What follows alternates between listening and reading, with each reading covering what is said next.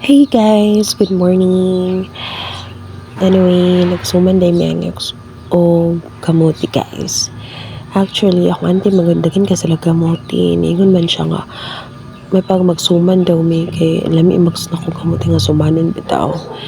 Kung lumago nung nagsuman ng bitaw kayo, sumuot to. Ako anti mga kamuti din, ikod-good dayon siya. Tapos, and dayon, gibutangan dayon og condensed dayon cheese. O diba, yummy kayo guys. And then, iputos na rin sa akong auntie. Huwag ni mama. So, mo ni guys, iputos na nila.